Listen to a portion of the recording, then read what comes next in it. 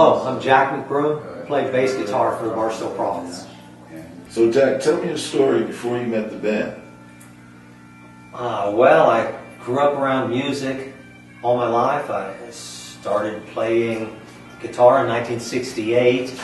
Been playing 50 years now, and I played in different sorts of venues and this and that. Played classical guitar for 25 years. I used to do a lot of classical guitar gigs. What kind of guitar do you play? I've got a number of classical guitars, and I also played acoustic steel string guitars for many, many years. And was friends with a harmonica player, Ryan Burkowski, and he had been telling me about this great band he was playing with, Barstow Prophets. And I said, hey, well, you know, if they ever need a bass player, if you got a gig sometime where a bass player didn't show up, give me a call. And so sure enough, it was, I don't know, a couple of months later, he calls me up on a Sunday morning at 10 o'clock in the morning, and he says, hey Jack, you still want to play bass guitar with the Barstow Prophets? I go, yeah. He goes, well, I got a gig for you. I go, when? He goes, 2 hours from now.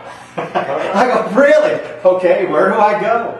And he told me. I showed up, and we did a 3-hour gig, and Chris was there, and Chris really helped. He'd say, okay, this is in the key of A, or this is in the key of G, and he'd say it's a 1-4-5 progression, or it's in a minor key, or whatever, and he'd kind of guide me along, and it was a lot of fun. All right. So tell me, who were some of your musical influences growing up? When I was young, I was really into acoustic steel string guitar, so I was really into Neil Young, Four-Way Street, with Crosby, Stills, Nash and Young. I love Stills and Cross. In fact, I used to gig in high school with another guy. We'd go out to bars. We were just kids. We'd be playing Stills and Cross stuff and Neil Young type things in the bars. I was also into Chicago Transit Authority, like Miles. I loved, because I was a trumpet player all through high school as well. I love Jimi Hendrix, that kind of thing. Yeah. So how long have you been playing music? Well, you know, it depends on how you define music.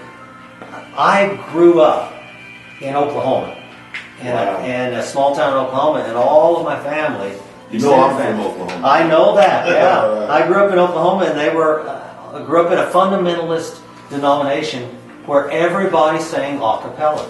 The same church group that Janis Joplin grew up with. Okay. And from the time I was a little baby, I grew up in an a cappella singing church, all through my early years and through teenage years. So music is... And it was singing a cappella music all the time. Yeah. Okay.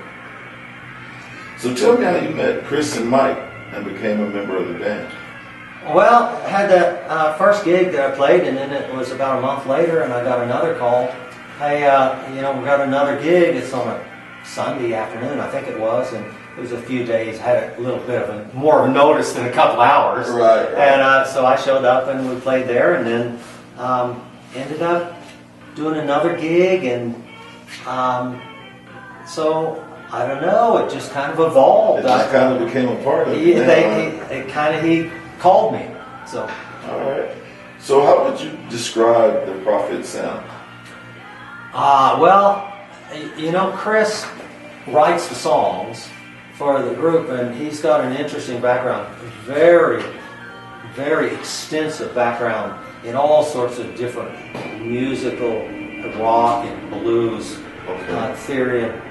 And the group, I think he sort of models it on an Allman Brothers type of a sound more than...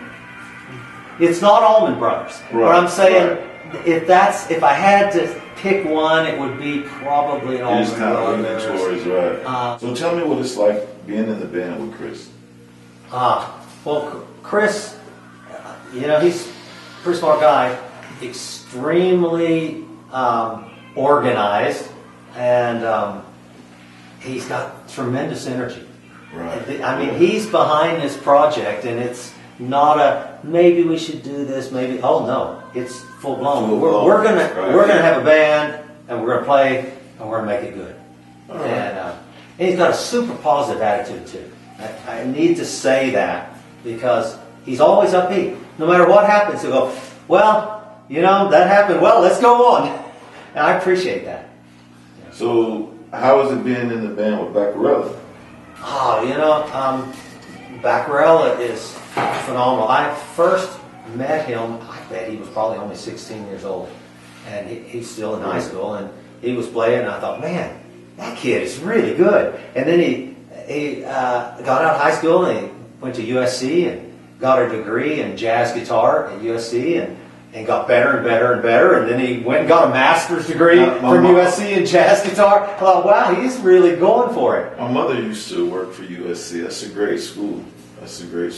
Yeah. So, how has it been a band member with Lenny? Can you talk a little bit about him? I only played with Lenny the one time because he was in the Navy. He met this girl from Punta Arenas, which is the very last town at the very, very tip of South America. He had been stationed in Antarctica and flown through there, met this girl. Fell in love, they got married, they were living here, and then they decided they were going to move back to Punta Arenas, the very tip of South America. So, right after I started playing with the band, he moved back to South America. He moved, right. It's like, oh well. But I think he's going to be coming around and playing some more. How is it playing in a band that has two drummers? Boy, now that's different.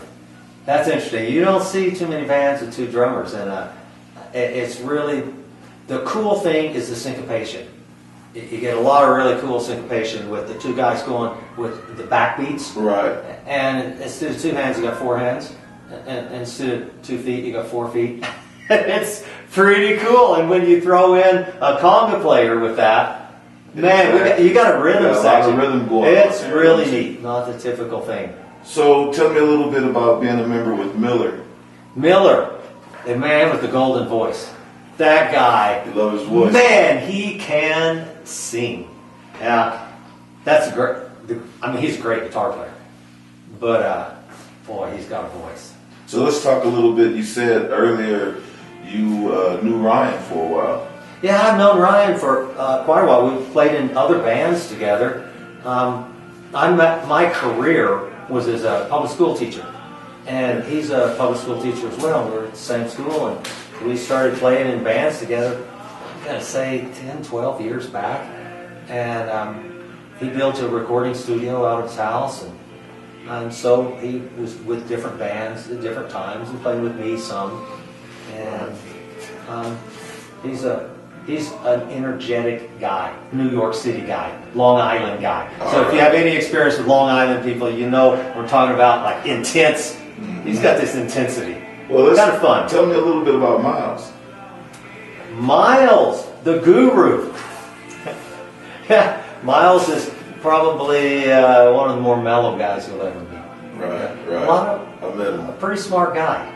Yeah, he is. Yeah, pretty smart guy. So what's the best thing that you think about being in the band? What's one of the best things about being in it? Well, the best thing about playing music is it's just fun. And being with the Barstow Prophets is a lot of fun. One of the things I noticed is there's very little, if any, tension within the band. If you've been in a few bands before, you start to realize that there's a reason why bands don't last very long. Right. People get in fights and there's bickering and infighting, and this band is mostly older guys. Not all, not like Baccarella, he's a young guy, and Miller's a pretty young guy, but that's really, it's not here. When I come out, and man, I appreciate that. When I come out to enjoy you guys seem really lax. The atmosphere is really lax. You know, I really like coming out. And, you know, sometimes me and my wife come out, we're at the winery, have a glass of wine, listen to you guys, just really relax. So Jack, tell me a story about being on stage with the band. We've had a lot of fun. The funniest gig I think we ever did was one where we were at a winery, and all these glass walls, it's a pretty big room, and the people that come in, there were people, they all wanted to sit outside. And we're playing to this room, and there's only 2 people in the entire room. But there must be 40 people outside on the patios, but on the other side of the walls, there's only a couple of people in the room and the bartender. And then these 2 people get up and leave, and the bartender leaves. And we're playing to a completely empty room. Chris turns around, and he's just laughing. And we're all looking at each other. We start laughing, and we just keep playing. And so we play to an empty room for like 15 minutes. Absolutely hysterical. Yeah, that was absolutely else. No one in there. No one there at all. They were listening on the outside of the wall. Yeah. It was so funny to see Chris turn around just laughing and shaking his head like, well. So Jack, as a bass player, what's your role in the band? Oh, the bass. It's all about the bass. It's all about the bass. The bass. The bass. Let me tell you, the bass it's got to be there. I like standing in the back row, and I will typically turn around, spend probably 30 or 40% of my time. I'm not even watching Chris. I'm actually looking at the drummers.